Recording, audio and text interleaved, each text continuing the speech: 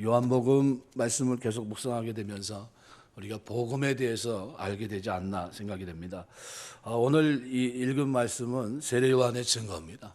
세례요한이 얘기했던 그 내용들인데, 네가 그리스도냐? 난 아니다 하는 어떻게 보면 마치 청문회 분위기를 연상시킵니다. 그래서 분위기에 따라서 여러 가지를 얘기할 수 있겠지만, 신문을 받는 입장에 있는 세례요한의 대답이 아주 명확합니다. 그래서 모호한 대답을 하지 않았다 하는 것입니다. 그래서 오늘 질문의 요지는 두 가지입니다. 내가 그리스도냐, 아니면 왜 물로 세례를 주느냐라는 이 질문입니다. 이 질문에 대해서 세례요한은 분명한 자기 입장을 설명해 주고 있습니다. 그래서 오늘 본문 말씀을 중심으로 해서 잠깐 생각하면서 은혜를 나누려고 합니다. 오늘 본문은 예수님에 대한 증언입니다. 그래서 본론은 18, 19절에 보면 유대인들이 예루살렘에서 제사장들과 레위인들을 요한에게 보내어 내가 누구냐 물을 때 요한의 증언이 이러하니라 이렇게 되어 있는데, 34절 말씀에 보면은 1장 34절에 보면 이렇게 표현합니다. 내가 보고 그가 하나님의 아들이심을 증언하였노라 하니라 이렇게 표현하고 있어요. 그러니까 19절에서부터 34절까지 내용이 증언입니다. 증언. 그래서 증언의 내용을 오늘 요한복음에서 세례요한이 증언한 내용을 오늘 우리가 본문을 다루게 됩니다. 이사야서를 보면은 1장에서 39장까지는 죄 가운데 있는 인생들의 돌아오라 돌아오라 외쳐도 죄 가운데 있는 인생들의 모습이 그 속에 고스란히 담겨 있습니다. 아무리 얘기해도 말 안 듣고 징계받고 도대체 이 사람들 구원이 있을까 싶을 정도의 아주 엉망진창의 모습이 1장에서 39장까지 모습이라고 한다면, 40장서부터는 66장까지 이제 하나님의 회복에 대해서 얘기합니다. 하나님이 어떻게 회복할 것인가. 그래서 이사야서를 한번 잠깐 볼까요? 40장.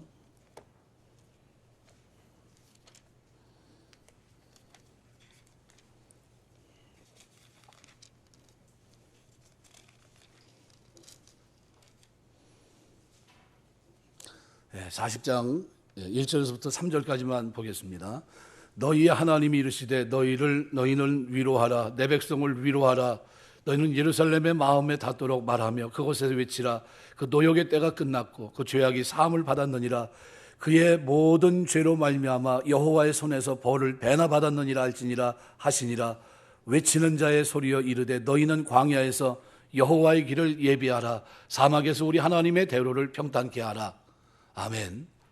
이 구절이 오늘 본문에 나오는 세례요한의 외침입니다. 무슨 말이냐면 40장서부터 이사야서가 회복에 대해서 얘기합니다. 회복. 하나님의 백성들이, 죄 가운데 있는 백성들의 회복, 구원, 하나님의 은총 속에서 영원한 심판, 이런 메시지가 66장까지 쭉 기록이 되어 있어요. 39장까지 뭐예요? 징계입니다. 징계. 죄로 인한 고난, 환난, 징계, 고통이에요. 40장서부터는 하나님의 위로와 회복, 구원, 하나님이 원했던 그 삶으로 나아가요. 그것을 이루는데 누가 오시는가? 그리스도가 오시는 겁니다. 그래서 그 메시지를 이제 증거하는데, 오늘 본문은 요한복음은 바로 그런 의미에서 세례요한이 자신의 신분을 분명히 전달합니다. 내가 누구고 그리고 내가 뭐를 하는 사람인지. 그래서 오늘 유대인들이 제사장을 보내서, 레위인들을 요한에게 보내서 물어봅니다. 이때 당시 이 바리새인들, SNF파의 공동체라고 표현하고 있는 이 사람들은 구약에 정통한 사람들입니다. 구약에 아주 해박한 지식을 갖고 있는 사람들이에요. 그러니까 이 사람들은 우리로 생각한다면 여러분 이렇게 생각하시면 돼요. 바벨론 포로 이후 돌아와서 이스라엘 백성들에게 생겼던 게 뭡니까? 하나님의 말씀을 이제는 어떻게 하는 일이 있어도 어떻게 해요? 어려서부터 외워야 되겠다. 그래서 그때 뭘 했냐면, 여러분 제가 전에 한번 한 1년 됐나요? 테펠린이라는 책을 제가 드렸죠. 보시라고. 보셨습니까? 뭐 합니까? 모세 오경을 다 외워요. 줄줄줄 외웁니다. 그런데 모세 오경만 외웁니까? 아니에요. 랍비들은 구약 전체를 다 외워요. 구약만 외우는 줄 아십니까? 천만에요. 신약도 다 외워버려요. 신약도. 우리가 보면 세상 말로 말하면 미친 사람들 같아요. 미친 사람들. 어떻게 성경을 다 외우지? 근데 처음 외울 때는 얼마나 걸린다고요? 한 6개월에서 한 거의 1년 가까이 창세기를 외우는데 그렇게 걸린다고 합니다. 그리고 난 후서부터는 어떻게 해요? 뒤에서 불러주는데 암송이 된대요. 깜짝 놀랄 만한 일이. 그래서 유대인들이 얘기하는 게 태어났을 때 IQ는 몇이라고요? 96입니다. 96. 국민 IQ가 96, 많이 상황되면 98이에요. 근데 후천성 IQ는 다 얼마나 되냐면 150이 다 넘어가요. 국민 전체 IQ가. 그럼 뭐 때문에 그런가? 성경 암송하면서 그렇게 됩니다. 암송. 언제부터 암송합니까? 4세부터 시작해요. 4세부터 12세까지 성인식이 끝날 때쯤, 성인식을 할 때, 이제 13세라면 성인식을 하잖아요. 그때 이미 뭐를 다 외웁니까? 구약의 특별히 모세오경을 그냥 줄줄 외웁니다. 창세기, 출애굽기, 레위기, 민수기, 신명기를 외워요. 웬만한 건 다 외워버립니다. 그런 사람들이에요. 예수님 당시에는 어땠을까요? 바벨론 포로, 그때 이들이 느낀 게 뭡니까? 우리가 하나님 말씀을 저버렸기 때문에 하나님이 우리를 이렇게 징계하셨구나. 돌아와서 한 게 뭡니까? 그때서부터 집중적으로 교육하기 시작해요. 그리고 하나님 말씀을 암송하기 시작합니다. 암송. 그러면 성경에 대해서 얼마나 회박하겠습니까? 그래서 그 질문이 바로 오늘 본문의 질문입니다. 유대인들이 예루살렘에서 제사장들과 레위인들을 요한에 보내게 해서 물어봅니다. 내가 누구냐? 요한이 증언합니다. 그 증언의 내용이 오늘 보면 읽은 34절까지 내용이 바로 그 내용이에요. 요한이 드러내어 말하고 숨기지 아니하니 드러내어 한 말이 뭐냐? 나는 그리스도가 아니다. 그리스도가 아니다. 바로 2절 말씀이 이미 부정문을 통해서 20절을 통해서 드러납니다. 나는 그리스도가 아니다. 또 물어봅니다. 내가 엘리야냐? 아니다. 또 묻습니다. 내가 선지자냐? 그 선지자냐? 아니다. 이렇게 얘기합니다. 아니다. 계속 아니라고 부정문을 통해서 강조합니다. 그럼 궁금할 거 아니에요. 넌 도대체 누구냐? 우리를 보낸 이들에게 대답하라. 너는 내게 대해서 너는 뭐라 생각하느냐? 너는 내게 대해서 너 스스로 그럼 넌 뭐냐? 이렇게 질문합니다. 이때 한 말이 뭡니까? 나는 선지자 이사야의 말과 같이 주의 길을 곱게 하라고 광야에서 외치는 자의 소리로다 아니라. 이 말의 의미가 뭐냐 하면 회복이에요. 회복. 이사야가 얘기한 게 뭡니까? 회복. 이 땅의 회복을 얘기한 겁니다. 누굴 통해서요? 그리스도를 통해서 이 땅에 회복이 시작된다는 것을 알리는 거예요. 그래서 자기를 뭐라고 표현합니까? 이사야 40장 3절의 기록을 그대로 인용해서 나는 그 소리라는 거예요. 소리. 주의 길을 곱게 하라고 광야에서 외치는 자의 소리로다. 그들은 누구예요? 질문한 사람들은 바리새인들이다. 이렇게 봅니다. 또 물어봅니다. 내가 만일 그리스도도 아니요 엘리야도 아니요 선지자도 아닐진데 어찌하여 세례를 베푸느냐? 요한이 대답합니다.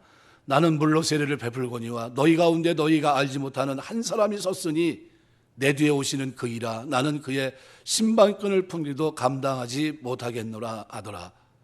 이 일은 요한이 세례 베풀던 곳 요단강 건너편 베다니아에서 일어난 일이다. 이게 역사적인 기록이라고 하는 것을 보여주고 있는 겁니다. 그래서 세례 요한이 나타났을 때 사람들은 요한에게 큰 기대를 했습니다. 눈빛이 이 사람이 그리스도이기를 원하는 눈빛이었습니다. 그들은 기대의 자소 요한을 찾아왔던 겁니다. 근데 요한은 광야에서 설교를 했는데 아무런 기적도 행하지 않았습니다. 기적의 흔적이 없어요. 그런데 그의 삶은 경건 그 자체입니다.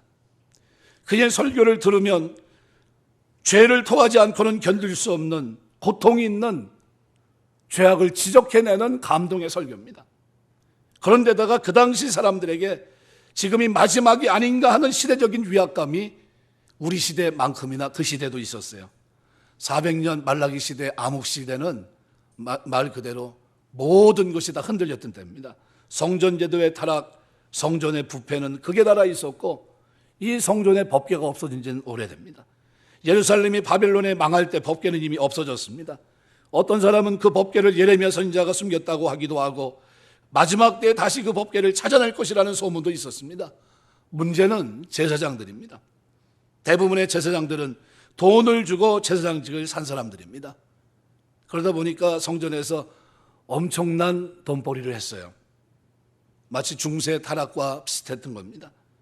구약 마지막 선지자 말라기는 주님이 호련히 성전에 임하셔서 성전을 깨끗게 하실 것이라는 예언을 했는데 바로 지금 그때가 아니겠느냐 하는 위기감이 그들에게 있었던 겁니다. 그때 세례요한이 회개를 선포하자 많은 사람들이 하나님께 회개하고 돌아옵니다. 그런데 사람들은 돌아온 것으로 만족하지 않았습니다. 혹시 이분이 우리를 구원하실 메시아가 아닐까 싶었던 거예요. 그래서 오늘 1장 19절 읽은 말씀 20절에 보시면은 바로 그 얘기를 하고 있는 겁니다. 와서 요한에게 보내어 내가 누구냐 물을 때 요한의 증언은 나는 그리스도가 아니다. 아주 선을 분명히 긋은 겁니다. 나는 그리스도가 아니다. 너희가 기다리고 있는 그리스도가 아니다. 유대인들은 지금도 그리스도를 기다리고 있습니다. 엘리야를 기다리고 있어요. 그래서 그들이 유월절을 할 때마다 지금도 뭐 합니까? 질문하고 대답하고 그래요. 주님이 오실 겁니다. 주님이 오셨습니까? 아닙니다. 오실 겁니다. 하면서 대답을 하고 있어요. 서로 자기들끼리 주고받으면서 기다리고 있어요. 요한은 그러한 백성들의 기대에 대해서 분명히 나는 그리스도가 아니라고 밝힙니다. 유대인들이 큰 기대를 한마디로 일축해버린 겁니다. 사람들의 얼굴에는 실망의 표적이 역력합니다. 이 사람이 그리스도가 아니라고 한다면 그렇게 난리를 피울 필요가 없지 않느냐 하는 거죠. 이들은 요한에게 새로운 것을 얻기 위해서 유도신문을 했지만 얻을 수 있는 것은 아무것도 없었습니다. 또 물어봅니다. 그러면 무엇 내가 엘리야냐? 가로되 나는 아니라. 또 묻되 내가 그 선지자냐? 대답하되 아니라. 이 두 번의 질문은 사실은 전곡을 찌르는 질문입니다. 청문회 질문 가운데 가장 핵심이 되는 질문이기도 합니다. 왜냐하면 말라기서에서는 주가 오시기 전에 엘리야를 이 땅에 보낼 것이다 말씀하셨습니다. 예수님도 세례요한이 그 엘리야라고 하는 것을 인정하셨습니다. 마치 엘리야가 그 시대 바알로 인해서 마음이 흐트러진 이스라엘 백성, 우상을 섬기고 타락한 그 백성들을 하나님께로 모으려고 했던 것처럼 세례요한도 거짓 신앙으로 흐트러진 이스라엘 백성의 마음을 하나님께로 모으는 것이 세례요한의 사명이었어요. 세례요한이 그래서 하나님 앞에 설교를 했던 겁니다. 역할이 비슷한 것, 그것이 엘리야의 위치였지 승천한 엘리야가 내려와서 얘기하는 것은 아니었습니다. 그래서 이들이 다시 한번 또 질문합니다. 그럼 엘리야도 아니고 그러면 그 선지자냐? 이렇게 질문합니다. 신명기 18장에 나오는 나 같은 선지자 모세를 얘기합니다. 모세처럼 이스라엘 백성을 구원하고 그들을 위해 하나님 앞에서 중보자로 설 수 있는 그 선지자냐? 이렇게 질문한 겁니다.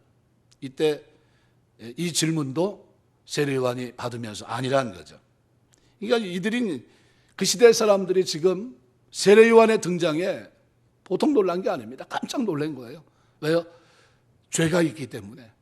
만약 이 상태로 이 혼돈한 가운데 그리스도가 오셨다고 한다면 까딱 잘못하면 어떻게 해요? 이 천국까지 못하는 게 아닌가 하는 두려움이 있었던 겁니다. 그래서 그에게 질문한 겁니다. 당신이 그냐? 아니면 누구냐는 거예요. 이들에게는 그리스도가 한 분이라는 사실을 인식하고 믿고 하는 이런 것보다도 그리스도가 지금 오셨느냐 안 오셨느냐, 오신 분이 만일 당신이라면 당신이 맞느냐 아니냐, 이런 질문들이 그에게는 대단히 궁금했던 겁니다. 이들의 질문에 대해서 세례요한은 전부 아니라고 하면서 자신 오늘 본문에 이사야 선지자가 예언한 것처럼 주의 길을 곱게 하기 위해서 광야에서 외치는 자의 소리라고 대답합니다. 주의 길을 예비한 심부름꾼에 불과한 그런 자신의 위치를 얘기하고 있습니다. 세례요한의 답변은 아주 명확하다는 데 그 특징이 있습니다. 사람들이 조금 더 자신에게 관심을 갖지 못하게 합니다. 나는 아닙니다. 처음부터 나는 아닙니다. 엘리야도 아니고 그 선자도 아닙니다. 저에게 관심을 갖지 마십시오. 자기 설교를 들으면서 눈물을 흘리고 회개하는 그들에게, 만족하고 있는 그들에게 그렇게 얘기합니다. 나는 아무것도 아니고 주인이 시켜서 할 뿐이고, 그리고 나에겐 기대를 갖지 마십시오. 그래서 27절에 보면 내 뒤에 오시는 그이, 나는 그의 신들매, 전에 성경은 신들매 풀기도 감당치 못하겠노라 하늘. 이게 무슨 얘기냐면, 원래 이거는 누가 하는 겁니까? 종들 가운데서 가장 낮은 하인이 하는 게 뭡니까? 신들매를 푸는 일, 그런 일을 시킵니다. 제자는 그런 일을 하지 않습니다. 그건 자기가 제자도 되지 못하고 실제는 종도 되지 못한다는 거예요. 종 중에서도 가장 말석에 있는 종이 하는 일이 뭡니까? 신을 푸는 일, 신들매를 푸는 일. 그런데 세례요한은 자기를 뭐로 표현합니까? 바로 그렇게 표현합니다. 나는 아무것도 아닙니다. 오시는 그리스도의 신을 풀 만한 그런 사람도 아닙니다. 분명한 자신의 위치를 얘기합니다. 요한의 증거는 그들을 낙심시킵니다. 그럼 도대체 뭐지? 이 사람이 그럼 뭘 얘기하고 있는 거지? 하는 거예요. 궁금한 겁니다. 그 궁금증에 세례요한이 대답한 게 뭐냐 하면 바로 희망의 메시지, 소망의 메시지를 갖고 있는 이사야 40장 그 이후로 기록되어 있는 하나님의 일들을 시작하는 그 메시지의 처음 부분에 있는 그분을 말씀했던 겁니다. 설교자의 책임은 설교자의 카리스마에 있지 않습니다. 그 사람이 얼마나 대단한 사람인가 능력이 있지도 않아요. 바울이 복음을 전하다 귀신을 쫓아내고 병자를 고치고 하면서 사람들이 그를 신격화하려고 했을 때 깜짝 놀랍니다. 뭐라고 얘기합니까? 나는 아무것도 아니다. 나는 사람이다. 이렇게 얘기합니다. 뱀에게 물렸는데 어떻게 해요? 죽지를 않고 깜짝 놀랍니다. 신으로 섬기려고 하니까 나는 아니다. 나는 누구예요? 하나님의 종이라는 게, 아무것도 아니라는 게. 선지자는 설교, 하나님 말씀을 전달하는 사람이에요. 전달. 그래서 설교자의 책임은 카리스마가 아닙니다. 우리를 찾아오신 그리스도를 증거하는 책임이 있어요. 그리스도. 그분이 예수님이다. 그분을 믿어야 된다. 그분을 통해 회개를 해야 되고 회개할 때 영생이 있고, 이 메시지를 누가요? 설교자들이 그 메시지를 전달하는 것이지, 절대로 어떻게 해요? 카리스마적인 어떤 신적인 위치를 가지고 쓸 수 없습니다. 이쯤 되니까 세례요한 앞에 세워놓고 청문회했던 분위기가 사뭇 달라집니다. 그럼 넌 누구냐는 거예요. 넌 누구냐? 네가 뭔데 와서 여기 지금 광야에서 사람들 소요시키고 지금 장사 잘 되고 있는데 왜 장사 다 망치냐는 거예요. 가만 놔두면 회개할 것도 없고, 그죠? 내비 놔두면 그냥 돌아가면 되는데, 그죠? 지금 이렇게 산 지가 몇 년이나 됩니까? 암흑기 400년이잖아요. 400년이 적은 세월입니까? 적은 세월이 아니잖아요. 말라기 주님이 오시기 전까지의 그 암흑기예요. 그럼 그 암흑기에 가만 놔두면 그냥 먹고 사는데 문제가 없고, 그죠? 죄를 짓든 말든 아무 문제가 없는데, 그럼 네가 뭐 엘리야도 아니고 선지자도 아니고, 근데 네가 와가지고 왜 이렇게 소란을 피우냐? 그럼 넌 도대체 뭐냐? 넌 도대체 뭐냐? 이 질문이에요. 그래서 22절은 또 말하되 누구냐? 우리를 보낸 이들에게 대답하라 하니 너는 내게 대하여 넌 그러면 너를 뭐라고 생각하냐? 이렇게 질문한 겁니다. 너는 도대체 네 정체성이 뭐냐? 이 광야에 와서 떠들고 있는데 그럼 네가 이렇게 하는 이유가 도대체 뭐냐는 거예요. 그리스도가 아니라면 그렇게 요란하게 설교하고 사람들에게 세례를 주고 현혹시킬 필요가 없지 않느냐. 이때 세례요한의 대답은 나는 선지자 이사야의 말과 같이 주의 길을 곱게 하라고 광야에서 외치는 자의 소리로다. 이 광야는 그게 두 가지를 얘기할 수 있습니다. 하나는 뭘까요? 이 세상 살아가는 광야를 얘기할 수 있습니다. 광야. 또 하나는 뭡니까? 하나님의 품을 떠나 있는 하나님의 백성들의, 죄 가운데 있는 백성들의 삶, 그걸 또 광야로 표현할 수 있습니다. 주님을 만나기에는 너무나도 멀어져 있고 마음이 굳어 있었습니다. 이것을 바로잡아 주지 않으면 주님이 왔는데도 보지 못하고 주님이 말씀했는데도 듣지 못하고 깨닫지 못합니다.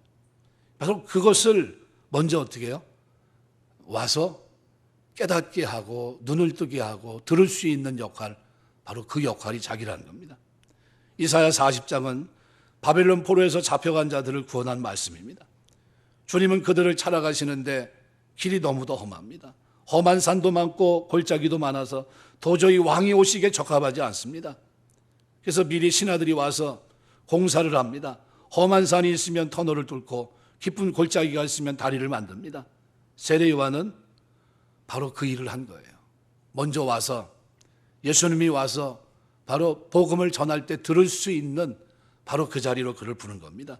지금 이스라엘 백성의 마음은 너무나도 병들어 있어서 도저히 주님을 찾아올 수 없는 위치입니다. 왜요? 그분이 와도 볼 수도 없고 그분이 왔는데도 인식할 수 없는 죄 가운데 이미 오랜 동안 어떻게 해요? 누적되어 있는 것 같은 삶을 그들은 살아가고 있었습니다. 알아볼 수도 없고 믿을 수도 없을 정도로 이들의 영혼은 이미 죽어 있었어요. 병들어 있었고 피폐합니다. 바리새인들은 스스로 죄가 없다고 믿고 있었고 어떤 사람들은 너무나도 죄의식에 사로잡혀 있어서 하나님의 사랑을 받아들일 수조차 없었고 이런 중에 이들의 마음속에 길을 내는 임무가 누구였냐 하면 바로 세례 요한입니다. 오늘날도 마찬가지예요. 세례 요한의 사명은 이 마음들을 모두 편편하게 해서 그리스도에게로 바로 나아가게 하는 그 역할입니다. 목회자는 뭐 하는 사람일까요? 바로 하나님 앞에 여러분의 마음밭을 일구는 사람이에요.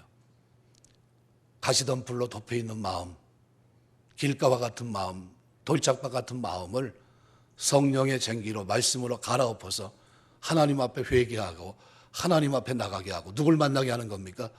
그리스도를 만나게, 이 땅에 오셔서 복음을 전하신 십자가 지신 부활하신 다시 약속하신 그 말씀 앞에 무릎 꿇을 수 있도록 외치는 자의 소리예요. 외치는 자의 소리.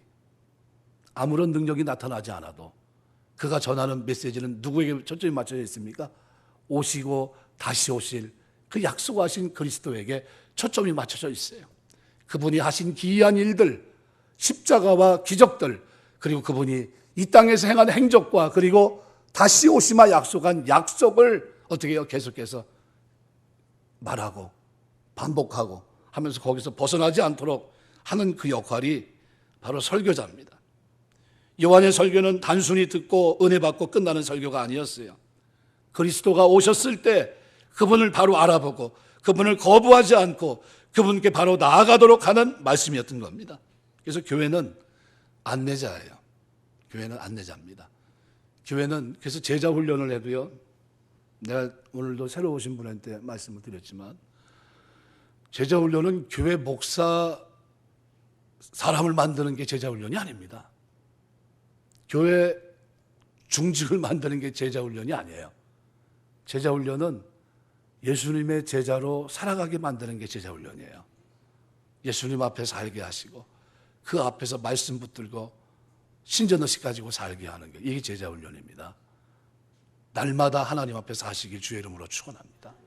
바울이 뭐라고 표현합니까? 나는 날마다 죽노라 그랬어요. 날마다. 며칠마다 한 번씩 죽는 게 아니고 1년에 한 번 죽는 것도 아니고 어떻게 해요? 날마다 죽는 거예요. 날마다. 나는 하나님 은혜가 아니면 못 삽니다. 나는 오늘도 하나님의 은혜로 삽니다. 하나님의 자녀로 살겠습니다. 하나님이 정하시고 뜻하셨으면 결정하신 대로 나는 가겠습니다. 이게 제자훈련이에요. 그리고 그 거룩함을 향해서 나가는데 서슴없이 나가는 게 믿음이 좋은 사람이에요. 믿음이 좋은 사람은 타협하지 않습니다. 진리를 가지고 누가 타협을 합니까? 타협이 아니에요. 이거는 하나님이 말씀을 통해 말씀하셨으면 저는 어떻게 해요? 전하는 자나 듣는 자나 동일하게 말씀 앞에 서 있는 거예요. 선택은 여러분 결정이에요. 여러분이 뭐 해야 돼요? 결정하는 거예요. 하나님이 말씀하셨으니까 제가 그대로 살겠습니다. 이게 믿음이에요. 믿음. 그래서 믿음은 바라는 것들이 뭡니까? 실상이에요. 실상. 그 단어 자체의 의미를 제가 새벽기도 하다가 잠깐 말씀드렸죠. 헬라 문화권 속에 있던 어떤 한 사람이 자기 부모님이 어떻게 해요? 돌아가셨어요. 재산으로 모든 것이 자기 앞으로 와야 되는데 재판했는데 졌습니다. 그래서 그 재판에 이기기 위해서 재판관에게 뭘 보냅니까? 그 전체 모든 내용 증거물을 항아리에 담아서 종을 보냈어요. 근데 종이 가다가 여관에서 잤는데 그만 불이 타서 죽고 말았네요. 근데 그게 2000년 후에 발각이 됩니다. 2000년 후에. 그래서 2000년 후에 발각된 그걸 쭉 들여다보니까 그 안에 내용을 보니까 뭐예요? 증거물이에요. 그래서 그 여주인이 종을 보내면서 그렇게 썼습니다. 재판관, 이 증거물을 담아서 보냅니다. 이것을 보시면 제가 분명히 내 것이라고 하는 것을 확인해 줄 줄 압니다. 하면서 그 내용을 딱 써서 보냈어요. 그때 이 증거물이란 이 단어가 바로 믿음은 바라는 것들의 실상이라는 겁니다. 내가 믿는 거는 뭡니까? 하나님 말씀에 대한 증거물. 이거를 믿고 그대로 사는 것. 믿고 나아가 확신하고 사는 것. 이게 믿음이라는 게 믿음. 그러니까 우리가 어디에 기초를 두고 있습니까? 믿음은 하나님의 말씀, 그 증거에 기초를 두고 있는 증거. 그러니까 지금 우리가 세례요한은 자기는 뭐예요? 저는 아무것도 아니라는 겁니다. 나는 그의 신들매도 감당치 못하겠다. 풀만한 종 역할도 가장 밑에 있는 종이 해야 될 그 일도 나는 할 사람이 아닙니다. 제자들도 할 수 없는 거, 그건 난 하지도 못합니다. 바로 그 내용을 얘기하고 있고, 두 번째 질문이 뭡니까? 그럼 왜 물로 세례를 주느냐? 또 물어가로되 내가 만일 그리스도도 아니요 엘리야도 아니요 그 선자도 아니진데 어찌하여 세례를 주느냐? 이 질문에 대해서 요한은 분명하게 대답하지 않습니다. 오직 그리스도에게 모든 것을 다 넘깁니다. 책임을. 그래서 26절 27절 보면 요한이 대답하되 나는 물로 세례를 베풀거니와 너희 가운데 너희가 알지 못하는 한 사람이 섰으니 곧 내 뒤에 오시는 그이라. 나는 그의 신발끈을 풀기도 감당하지 못하겠노라 하더라. 사람들은 요한의 물세례 자체를 대단하게 봤지만 마치 이것이 하나님 백성이 된 표시인 것처럼 자랑했지만, 그러나 세례 요한은 자신이 주는 이 물세례는 앞으로 오실 그분이 행할 것에 비하면 조금도 이야기할 가치조차 없는 것이다 말씀합니다. 다음에 오시는 그리스도, 그죠? 자신은 그분이 오시는 길을 평탄하게 하는 역할이고, 그분이 오셔서 마음을 어루만지면서 우리 마음 가운데 임재하시는 성령은 물세례를 비교할 바가 못 되는 거죠. 비교 자체가 안 됩니다. 그래서 세례요한은 자신이 주는 이 물세례는 앞으로 오실 그분의 행하실 일들과는 비교가 되지 않는다. 물론 이 다음 말씀의 요한은 물로 세례를 주려고 하신 분이 누구이며 또 자기가 그렇게 물로 세례를 주는 이유가 뭔지를 분명히 밝힙니다. 그러나 여기서는 앞으로 오실 그분이 하실 일에 비하면 물 세례를 가지고 논의한다는 것 자체가 너무나도 불경스러운 일이라는 겁니다. 말할 가치조차 없다는 겁니다. 그래서 사람들이 모든 기대를 오직 누구에게 쏠리게 합니까? 그리스도에게 쏠리게 만들어요. 나에겐 아무 기대도 갖지 마십시오. 난 아무것도 아닙니다. 자신의 이름이나 직분이나 내가 하는 행위나 그 어떤 것도 감히 그리스도 앞에서 걸림돌이 되지 않도록 하기 위해서 모든 것을 다 누구에게로? 내 뒤에 오시는 그분에게로 다 넘깁니다. 생명을 주시는 분은 바로 그분이에요. 회개를 통해 구원하시는 분도 바로 그분입니다. 우리는 죄에 대한 얘기를 하지만 그분은 죄 사함을 이루시는 분이에요. 우리는 죄인을 부르는 것은 교회가 아닙니다. 오직 부활하신 하나님의 아들께서 죄인들을 부르시는 거예요. 누구든지 그 부르심을 들을 수 있습니다. 우리는 거기에 걸림돌이 돼서는 안 돼요. 복음을 다른 것으로 왜곡시키지 말아야 됩니다. 그들에게 걸림돌이 된다면 주님은 아무도 용서하지 않습니다. 복음의 걸림돌이 되지 말아야 돼요. 우리가 신앙생활하면서 우리가 해야 될 일 가운데 나라고 하는 존재는 아무것도 아니라는 거예요.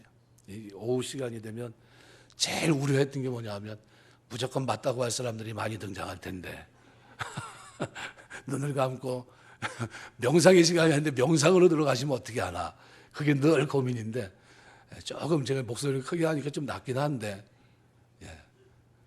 시작할 때 주무셔서 끝날 때 딱 깨면 뭔 얘기 했는지 잘 모릅니다. 끝난 거지. 그리고 이제 가시는데 핵심은 알고 가셔야 될 것 같아요. 세례 요한은 자기는 드러내지 않았어요. 누구만 드러냅니까? 그리스도만. 우리가 우리의 생애 속에서 은혜 받고 하나님의 자녀가 되고 진리의 말씀을 붙들고 우리 마음을 곧게 해서 하나님 복음이 받아들여지게 하고 회개하고 예수 믿고 죄사함 받고 성령을 선물로 받고 하나님의 자녀가 되고 사는 모든 것이 하나님의 은혜인 줄 믿습니다. 하나님만 높이게 되시길 주의 이름으로 축원합니다. 내 삶에서 드러내야 될 부분, 그 부분이 없어요. 오직 하나님의 은혜입니다. 여기까지 온 거 하나님 은혜입니다. 그래서 오늘 본문은 두 가지 교훈을 얻게 됩니다. 첫 번째는 성도는 불량 바깥의 자랑을 삼가해야 합니다. 모든 사람의 내면에는 명예욕이라는 것이 있어요. 명예욕. 자기가 높아지고자 하는 그런 욕구입니다. 교회가 한 1000명 정도 되면 그때서부터 사람들이 확 바뀐다고 그래요. 어떻게 바뀌냐면 목사가 교주가 되는 거예요. 목사 교주가 됩니다. 이게 무슨 얘기냐면 순수했던 사람이 바뀐다는 거예요. 그래서 그때쯤 되면 교회를 옮기세요. 다른 교회 가세요. 저희 교회 오지 마세요. 1000명이 안 넘어가는 게 좋지 넘어가면 별로 좋은 게 하나도 없어요. 절대로 교회, 대형 교회는 하나님 뜻이 아닙니다. 저는 그렇게 생각해요. 대형 교회는 하나님 뜻이 아니에요. 자기 거두지도 못하잖아요. 이름도 모르고. 그죠? 예수님이 이 땅에 오셔서 대형 교회 하신 게 아니잖아요. 절대로 그렇지 않습니다. 우리가 한 사람 한 사람을 바르게 세우는 게 굉장히 중요해요. 여러분 한 사람이 그리스도의 사람으로 세워져서 살게 되시길 주의 이름으로 축원합니다. 그래서 내가 가서 어느 자리에 있든지 거기가 뭐가 됩니까? 내가 빛된 자리가 되고 빛의 아름다운 모습을 나타내야 되고 거기서 하나님 앞에서 살아가는 선교의 장이 되고 그게 복음 안에서의 삶이지 그냥 뭐 우리끼리 그냥 이건 아니에요. 우리끼리 막 좋아하고 즐거워하면서 이 바운더리 안에서만 뭐 이건 아닙니다. 열방을 향해서도 나가야 되고 할 일이 많은데 절대로 성장하면서 그래서 우리의 어떤 능력, 우리의 지혜, 나 이런 게 나타나면 안 돼요. 이게 오직 하나님의 은혜, 하나님의 섭리 이것만 나타나야 됩니다. 그래서 모든 사람의 내면에는 욕망이 있습니다. 기회가 주어지면 고개를 들어요. 그럼에도 세례 요한은 이러한 유혹을 극복하고 자기 분량, 자기 위치를 충실하게 지켰습니다. 루시퍼가 자신을 하나님과 비기려 하다가 얻게 된 소득이 뭡니까? 이사야 14장 11, 17절까지 보면 음부 맨 밑으로 던져지게 되는 이 불행을 그가 경험해요. 그 죄입니다.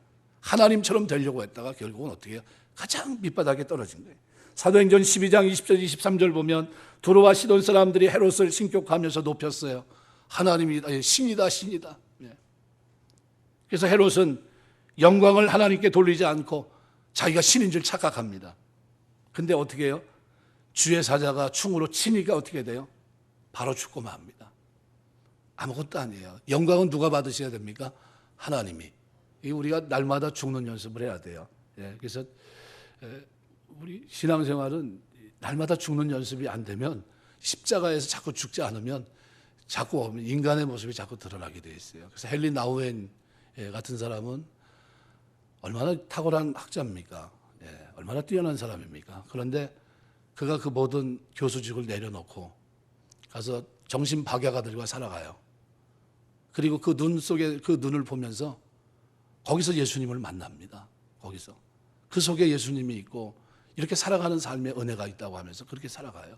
그래서 그가 그의 삶에서 늘 간직하려고 했던 것이 뭐냐면 바로 나는 아무것도 아니다. 나라고 하는 것이 희미해져야 된다라는 사고예요.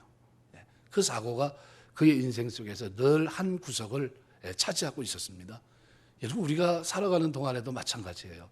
나는 아무것도 아니고 나라고 하는 기억은 희미해야 되고 오직 뭐만 선명해야 됩니까?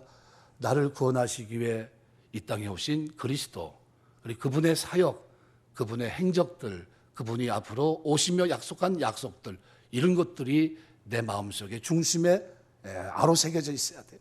이것이 우리의 신앙생활의 근거가 돼야 됩니다. 그래서 오직 하나님의 영광을 위해서 그 면전 앞에서 살아가고 있다는 사실을 잊지 말아야 됩니다. 두 번째로 인간은 자기 실상을 바로 할 때 주 앞에서 겸손하게 됩니다. 오늘 27절 보면 세례 요한은 예수와 자신을 비교하면서 그분의 신들매 풀기도 감당하지 못할 자라고 합니다. 이건 당시 종들 중에 가장 낮은 자가 하는 일입니다. 세례 요한의 말은 자신이 예수의 종이 되기에도 충분치 못하다는 고백이에요. 여기서 우리는 예수님 앞에 어떤 태도를 취해야 되는가 하는 것을 깨닫게 됩니다. 성경은 구원 얻기 이전에 우리의 신분이 죄의 종이었고 본질상 에베소 2장 말씀대로 진노의 자녀였어요. 우리를 기다리는 것은 죄에 따르는 무서운 형벌뿐이었습니다. 소망이 없는 사람들입니다. 이것이 인간의 본질이고 실상입니다. 세례요한은 인간의 이러한 실상을 바로 인식하고 있었기 때문에 예수님 앞에 자기를 낮추고 겸손하게 처신할 수 있었던 겁니다.